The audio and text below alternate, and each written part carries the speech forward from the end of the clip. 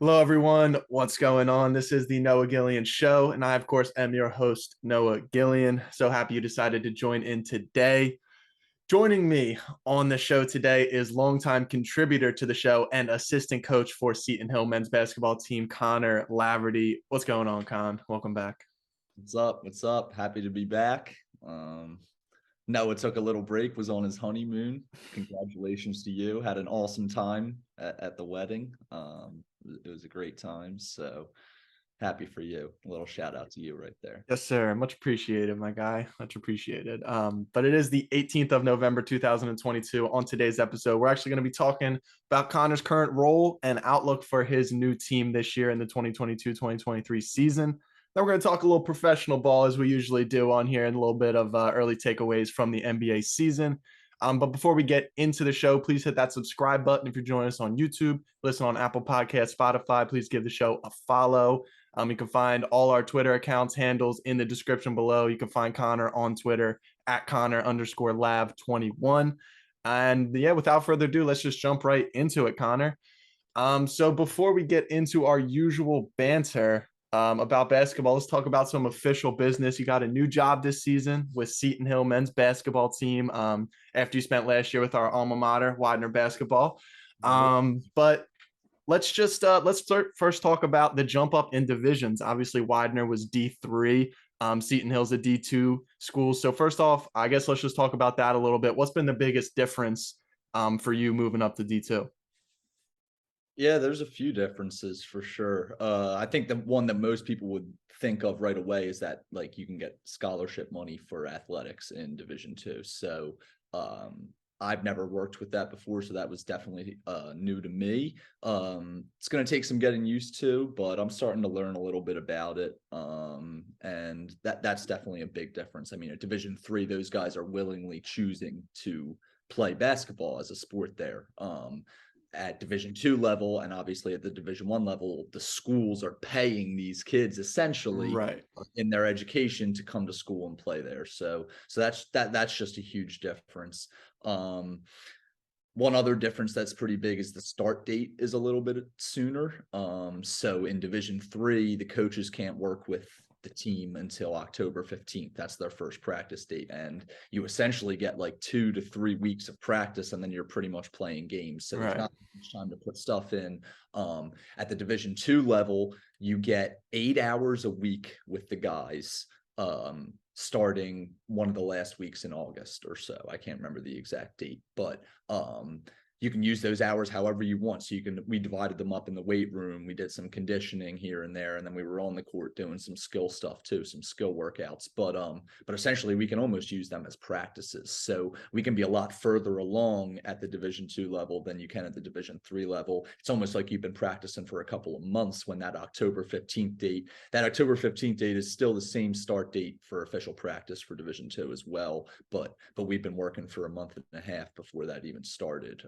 So that's a big difference. And that coming from Division III, because Division III is all I've ever known playing and coaching, that really helped, in my opinion, being able to work with them before that. Oh, yeah.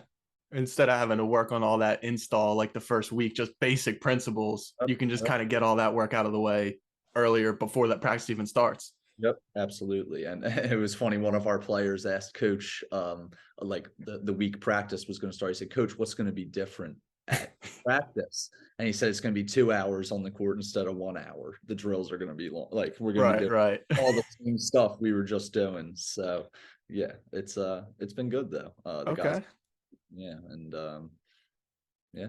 Yeah, that's awesome. Well, I know you were talking about it. Obviously, you're new, but whole new coaching staff altogether, right? New head coach, other assistant is brand new too. So I guess kind of what has the vibe been? Obviously, last year wasn't the best in terms of overall record for Seton Hill, but now obviously bringing in a whole new coaching staff, kind of a whole new philosophy. I'm not going to ask you specific plays or anything like that. But yeah, just kind of what's been the vibe around the team with the new staff, new kind of vibe. And after your first couple of games, obviously good start 4-0. Congratulations again on the win, especially today. So yeah, what's been the vibe around the team? It's good. It's good. I mean, like you said, the entire coaching staff is new. So our head coach is Ben Wilkins. He's a he's a really good coach. He's got a lot of experience. He's coached at all different levels. And he's been a Division I assistant coach for the last 15 or so years. He's coming from Army, West Point most recently, and he's just done a really good job of kind of building the culture and really building relationships with these kids. So that's been good. And the kids needed a fresh start. Like you said, last year was kind of rough for them. And I think right now the best thing for us as coaches is they're like excited to play basketball again. Like we're helping them kind of refine that love for the game, like when they first started picking the ball, because last year they didn't really feel that as you wouldn't when you're failing like they were kind of. So that's been good.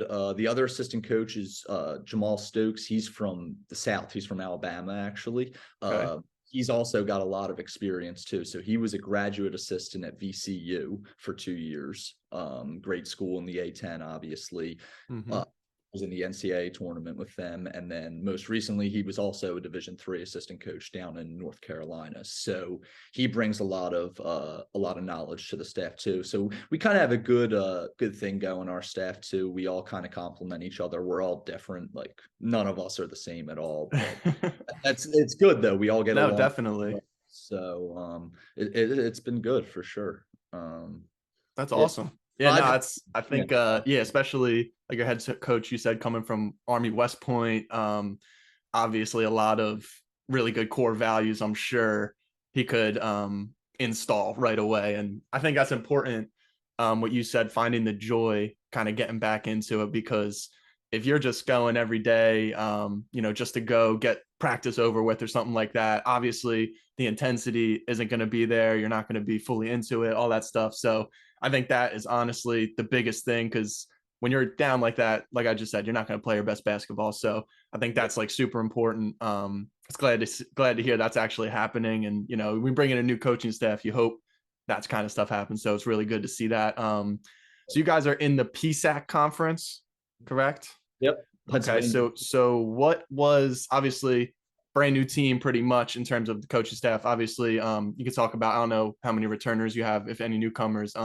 What was kind of the preseason expectation for the team? Obviously, like last year coming into this year, what was the expectation? Yeah, so we never really talk wins and losses. That's not kind of how we're going to measure things. One thing that I think was cool was in that preseason time before October 15th, we had kind of these bi-weekly culture meetings where we would get together as a team for like an hour or so and watch a video or two, have a discussion, ask questions, and kind of just talk about how our culture was going to be as a team. And I think it worked out really well. I think the team's benefited from it. But one of the first things we talked about in those culture meetings was we're going to build a championship program. So we had to define what a championship program was. And basically, to put it short, we think it's a team that's always striving to become the best version of themselves. So every day they're trying to get better. If you're doing everything you can in your control to become the best version of yourself, then that's what a championship program does. So that's kind of been our goal from day one. We're not really measuring it in wins and losses. Like I said, we always want to win the next possession. That's kind of one of our themes that we're doing. Like, we can't get anything back all in, like, if we're down 15, we can't get it back in one possession. Like if we go on a run and win by 15, all we can do, or go up by 15, all we can do is win the next possession. So just kind of stuff like that. Like I said, we didn't really set a number on wins or anything we wanted to do. We just kind of said we're going to work hard and be the best version of ourselves. So. Yeah, I love that.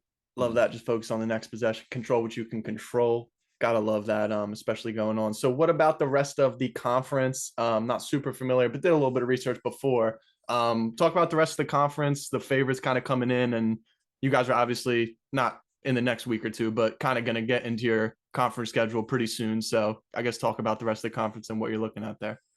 Yeah, we are in a really tough conference. There's some really, really good teams last year. I'm still getting a little familiar with it too, obviously. But I mean, just looking at the standings from last year, there were 4 teams in our conference with 20 wins. One of them had 30 wins, 33-3 overall. Shoo. Indiana University. They're a perennially good team from what I've heard, what I've seen. So another team had 17. It's just a tough conference. Kind of similar to Widener. No game you're going to go in is going to be a pushover. Every single game you're going to have to grind it out in conference play. East and a west side to the conference. So we're in the west, obviously, out here in Western Pennsylvania. The east side has the schools like Westchester, Millersville, shout out Dex. So we actually are playing out in Westchester at the end of December. So that'll be that should be a fun game too. Definitely. But yeah, we have a really tough conference. It's going to be fun. We're really looking forward to it. That's how we want it, right? I mean, we want a conference. Yeah. When's the first conference game on the schedule here? So we're playing two teams from the East. We're playing Lockhaven and Mansfield on December 2nd. Yeah, back-to-back road games, huh? That's road games. And then we play another East team on Tuesday, actually, of next week before Thanksgiving. That's Shippensburg. They're also in the East, Shippensburg. Good team. They were 21-win team last year. So yeah, I mean, big one coming up then. Absolutely. Yeah, absolutely. It should be good. We just had our first home opener Wednesday, and that's always fun for the guys. I mean, we played in a tip-off tournament away last weekend, got 2 wins, and then you're coming home. There's some excitement, got obviously a little bit of jitters the first home game of the season, but guys did a really good job of kind of weathering those and blocking out the noise, and we took care of business. So yeah, you guys are obviously 4-0 to start the year. What's kind of been, I guess, the general takeaway from the play so far? Yeah, it's good. One of your biggest takeaways, maybe something you're really happy about, or something like that. Yeah, I'll do 2 things, one on each side of the ball. So I mean, this is no secret. You can go online and watch any of our games. We've been playing a 2-3 zone. That's kind of how we've been doing it. But we're flying around. We're not packing it into the paint, and we do a really good job of forcing turnovers. So first game of the season, we forced 30 turnovers. Jeez. And 23 forced another. So we're kind of flying around. We're doing a really good job at kind of creating chaos on defense. And then offensively, I say we're sharing the ball really, really well. And that's obviously a recipe for success. If that ball's whipping around, it's not getting stuck in one guy's hands, then it's just tough for the defense to guard that and react to that. So we have a really balanced scoring effort. Kind of reminds me of Widener a little bit when we were there. 4 or 5 guys scoring in double figures. So yeah, those are 2 things I think that we've been doing really well for sure. Okay. Love that. Yep. Turn the ball over, keep it moving on the other end. You got to love that. Love playing on that team. Last question before we get into some NBA talk, Con. Have you had to lace up the kicks at all and show the team something from your former time? Nothing crazy. I hopped in a few drills here and there when guys are in class. I'm mostly reversing the ball a little bit. Couple cuts for layups here and there, but no, not too much. Not too much. Haven't been getting up and down at all, and no, half court. Up and down. I did a couple up and downs probably in September, but since practice started and we have the full group there, there you go. I'm on the sideline whistling mouth. Yeah, practice playing in shorts. Yeah, sounds good. That's probably a good place to keep it. Yep. Well, good, man. I'm definitely happy to hear that all that's going well. Hopefully, continue to success for the team. Hopefully that talk around the Eagles, maybe that undefeated season, doesn't get in your guys' ears too much as you guys keep it going. Yeah, we only got 24 more. Yeah, still a lot of time going. But no, definitely good. Happy to hear you guys are turning around a little bit. Definitely some good news there. And yeah, so we'll wrap up kind of that talk there and bring it into our second portion of the show. Of course, you know, when we got Connor on, we're talking NBA amongst other things, but number one, Con, where else to go but the Philadelphia 76ers? A little bit of a whirlwind start to the year.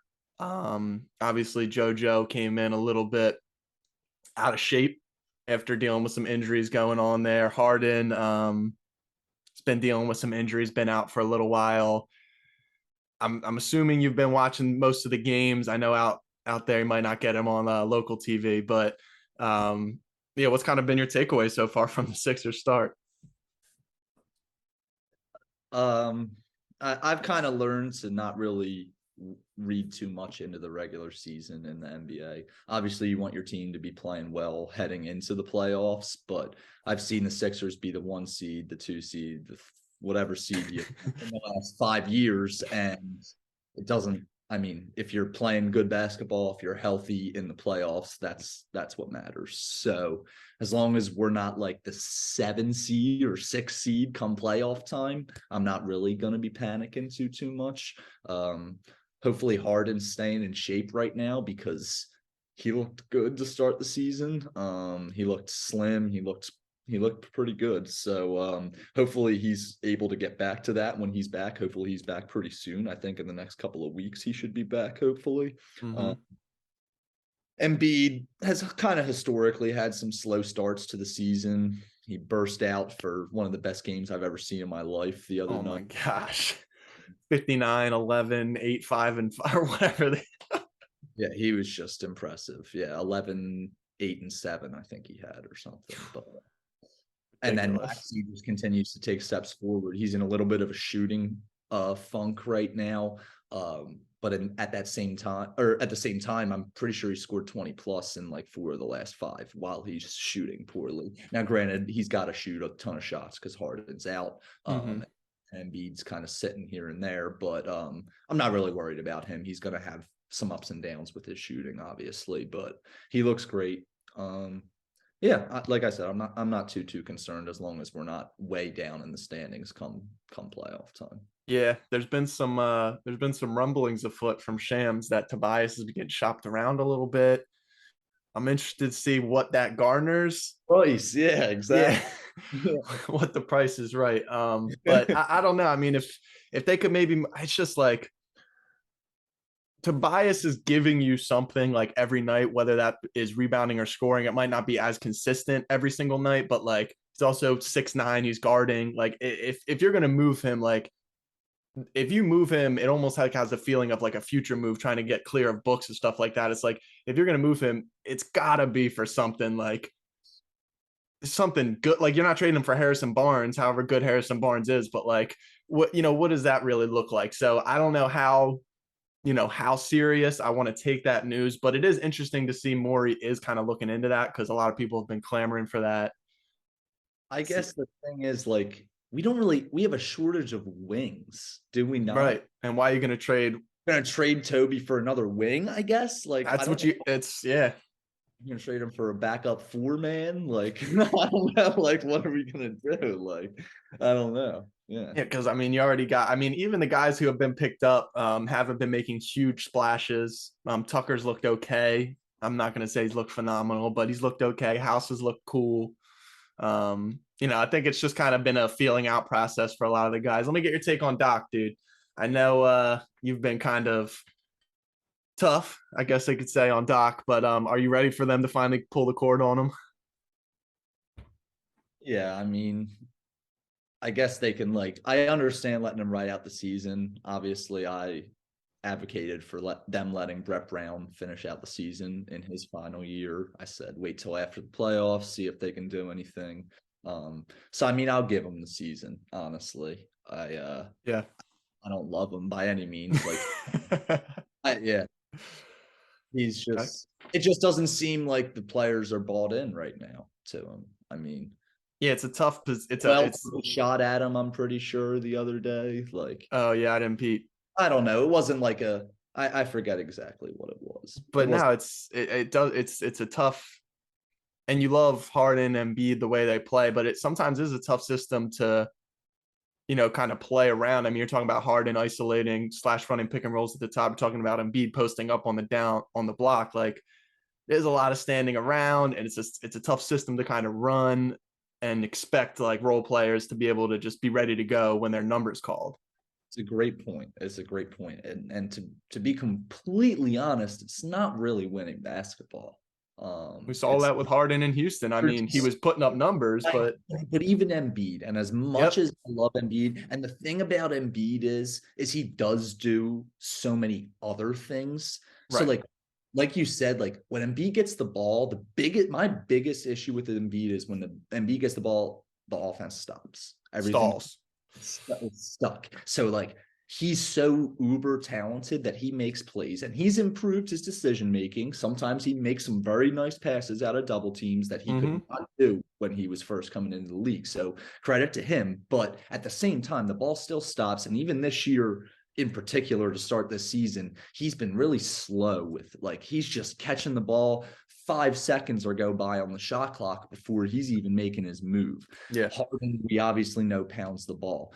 Embiid's so good in all the other areas that, like, you can't knock him for it. He's such a plus on the defensive end. Like, we're just so good with him on the court. But our brand of basketball is just not winning basketball. Like, we're just solely relying on the talent of Embiid, and Harden to win us basketball games, because our system is not going to win us basketball games. Yeah, it's such like it's almost like such a catch-22, because like you just said, they're so talented. Like, you want to get the ball in their hands, but like at the same time, it's just like it doesn't win. You watch, I mean, you see teams like, obviously LeBron is like a little bit different because of the facilitator is, but you see the teams that have been dominating the last, however, even Boston last year was able to move the rock, but you saw them in the finals, they kind of stalled without a natural playmaker, and Harden is like a natural playmaker, but it also comes after so much other stuff that it's so tough to and it's like almost tough, because then, like, what do you put him in the corner and just have him spot up? And yeah, he's a good shooter, but like,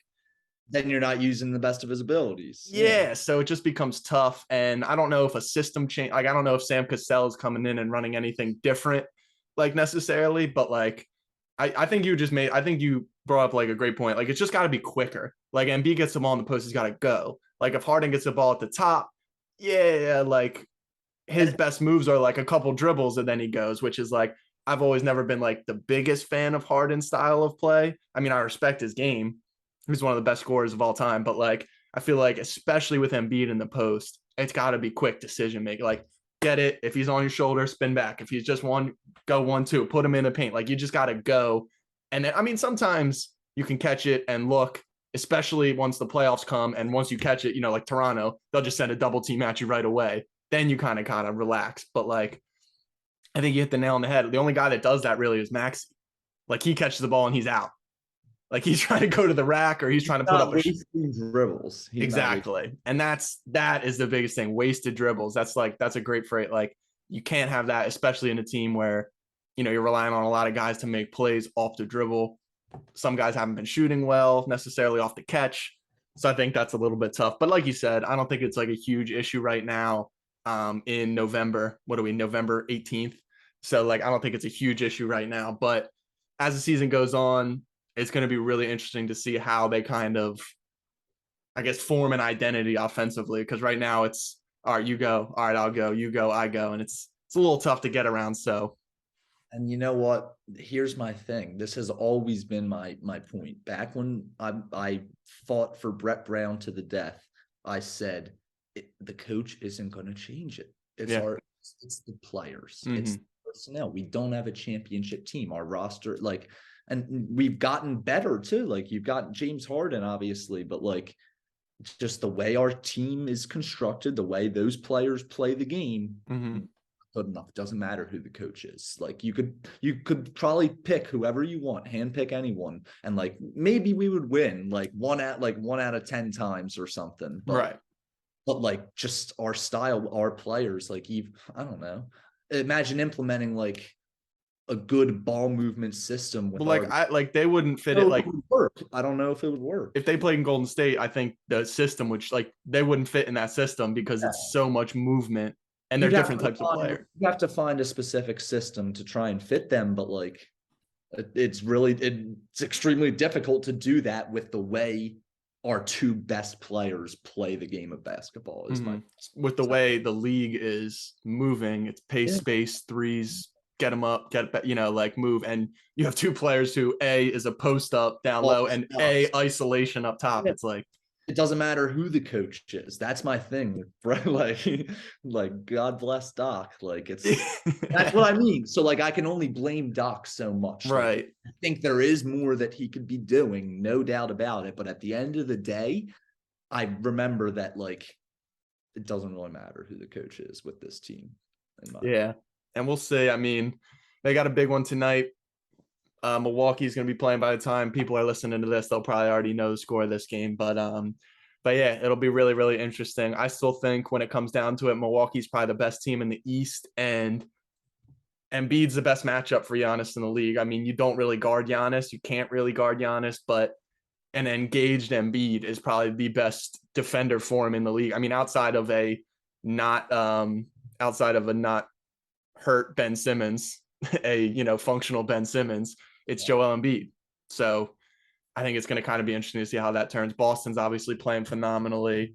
We could also talk about some other Eastern Conference teams as we kind of move. I mean, like Atlanta's looking great with DeJounte Murray. Cleveland has looked phenomenal with Donovan Mitchell. Donovan's playing unreal. Yeah. But other than that, it's business as usual. It's Boston, it's Milwaukee, it's Toronto's up there. Miami's having a slow start. Do you think that kind of continues, or you trust Spo enough to kind of turn that around? Trust that Heat culture. They'll sneak in at whatever playoff spot they get in, and I'll pray that we don't play them. Yeah. What about the Nets? You got any comments on KD's comments? You see what he said? What did he say? He said, well, we go out there and it's Joe Harris and it's Nick Claxton and it's Royce O'Neal and it's me. We expect to win because KD's on the court. Oh yeah, I did see that. I mean, yeah. I mean, he's not wrong. Yes. But is there a question in there, Kevin? Is what I would have said. That's what it's like, I mean, at the end of the day, I mean, do you think he ends up, let me ask you this. You think he finishes this contract out in Brooklyn, or you think he's on a different team by the end of this contract? He just signed it 4 years. I mean, he requested a trade before the contract even kicked in. So I think he'll be gone. All right, let me ask you this year, or you think he finishes this year out? Definitely. You only got Kyrie under the books for one more year. When's he playing again?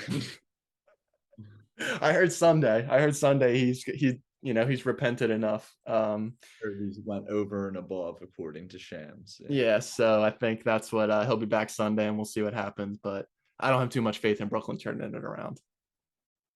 I guess, yeah, let's talk about the West for a few minutes as we wrap up the show. Portland looks crazy. You put any stock in their start 10-5, number one in the West? I mean, Dame looks good. Anthony Simons looks good. Jeremy Grant. Yeah, they're a solid team. Yeah. Josh Hart, great glue guy. Nurkic good if he stays healthy. They're solid. Yeah. Not your little UNC guy, spark plug off the bench, defends a little bit. Yeah. He's all right. And then let's talk about two more teams, pretty big brands. We're not going to talk about the Lakers. Watch ESPN if you want to hear about the Lakers. This should be live any minute with talking about LeBron. Yeah, right. Let's talk about the Clippers and the Warriors, two underperforming teams. A lot of expectations from this team. I mean, the Clippers are 9-7, so it's not like they're really underperforming, but Kawhi's barely been playing. Games has he played? I don't know, like 2. He can't hold it up, right? He's played I don't know. He's been in and out. PG's looked really good of late. I mean, their team is looking. I mean, ever since they traded Shea, it's just been a bummer for them. I mean, I guess they got PG back in that deal, but it's just been. I mean, they're only averaging 104 points a game, easily the lowest in the Western Conference. The next team is Dallas. I can't even believe that. And the Lakers. They're scoring 6 less points. They're scoring 4 less points a game than the Lakers. I mean, I don't even get it. Yeah, Kawhi's played 3 games. He's played like 10 minutes in each of those games. 21, 25 minutes. Yeah. Well, yeah, I don't know. I mean, they were a lot of people's finals pick because coming into this year. Yeah, I mean, I don't know what Kawhi Leonard's deal is. I don't know. When he's healthy and on the court, he's a freak. It just comes down to that, though, right? Yep. If he's on the court. Yep. Paul George is a little inconsistent, but when he's on, he's very good.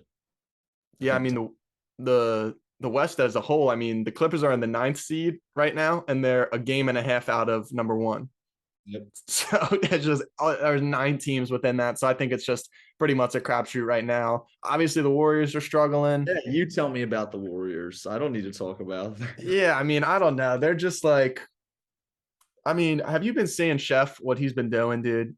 Like, has been going absolutely bananas. He's averaging like 35, 50, 40, 90, playing probably as good as he's played since 2016. And the Warriors are 6-9. Like, not looking good at all. Clay is shooting a worse percentage from 3 than Russell Westbrook. Like, James Wiseman just got sent back to the G League. Like, the biggest loss, and I was so upset when this happened, when Gary Payton left. Obviously, he's not like that big of a deal, but like he was such an important part of like this team. And obviously, Otto Porter was such a big part of the team last year, just a vet shooter, knew what to do. Like, they replaced that with like Dante DiVincenzo. I like, really good player, but he's been hurt, like in and out. JaMychal Green, he's cool, but he's not. He like, I mean, this is a weird statement to say, but like, he's not Otto Porter. Like, he's not shooting the ball like Otto. He's not. I mean, they're rebound. I mean, Otto was rebounding the crap out of the ball last year too. So I said, I just don't know what's going on, man. They're like in this 2 timeline kind of thing. Like, they're trying to play for the future and the present, but like, dude, banners hang forever, and I don't really know. Like, you gotta. I think they blow it up. No, you know what they need to do? I think they need to trade Wiseman. You know, I've tried to be a big defender of what you could get something for Wiseman, dude. You could trade him, huh? Like a bench role player, Like a vet off the bench. Yeah, exactly. The problem is their starting lineup, Clay, Steph, Draymond, Looney, Wiggins, is like a top 5 lineup in the league, like one of the best scoring lineups defending. But like when their bench comes in, like they just blow leads. It's crazy. So I feel like Wiseman, like their system is never going to revolve around like a center like that, like a pick and roll rim running center, unless you're JaVale McGee. But even then, he gets played off the court when Warriors really want to play their brand of basketball. So like Kuminga and Moody, I think are real. Like, you need to keep those guys. They're studs, even though they've been a little, clunky. Like, I think someone would trade for Wiseman. I really think someone might. Like, they're going to bet on the potential, a rebuilding team.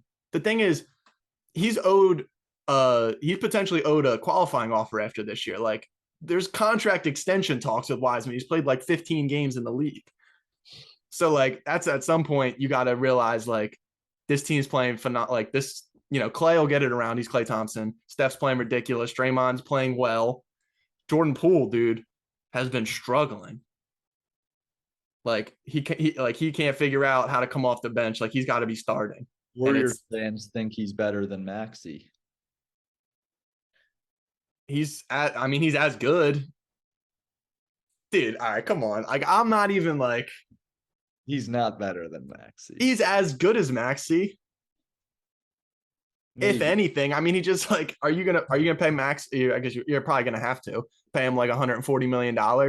Like, probably gonna warrant $25 million a year. Yeah, you're probably right. Those salary caps are going crazy. But no, I mean, it's just like, but at the same time, it's like you pay him all this money, now you expect him to produce, and he can't figure out how to come off the bench. It's a little tough when you're paying that much money now for that struggle. So I don't know. I mean, I've been seeing people say put Clay on the bench for a little bit and have Poole start. Trade us Clay for Toby. That's what Daryl was inquiring about. Yeah. I don't know if that adds up on the books. I'll have to check with the accountant on that one. I don't know. I mean, it's been interesting, but we'll see what happens. They got the Knicks tonight, so shout out Nick Jack. We'll see what happens. But yeah, any other storylines you got on your mind you want to talk about as we wrap up the show? Last thing we'll say, fingers crossed that the Phillies pull out Turner or Bogarts. That's all I'm looking for. We'll definitely once kind of free agency gets underway. I mean, it already is underway, but once the big names start falling, we'll definitely have you back on. We'll talk baseball because I'm amped up already. I'm like refreshing. We signed Sam Coonrod. I see a tweet come in from the Phillies. I'm like, let's go, Sam Coonrod. Thanks, dude. But no, we're definitely hyped up. Hopefully we're talking about Trey Turner coming around here pretty soon. But yeah, I guess All right. other than that, that is going to do it for the show today. Once again, check the description for all our social media handles. You can find the show's account in this bubble right here. If you're watching on YouTube, you can find our social media handles in the description for myself and Connor. Like I always said, feel free to shoot us any questions. We'll try to get a mailbag when we get those social media, YouTube comments, however you want to shoot it to that. Connor, thanks for hopping back on, man. I really appreciate it. And we're going to talk again soon. Yep. Thanks for having me. For sure. Thank you guys for tuning in. We'll see you back here again next time.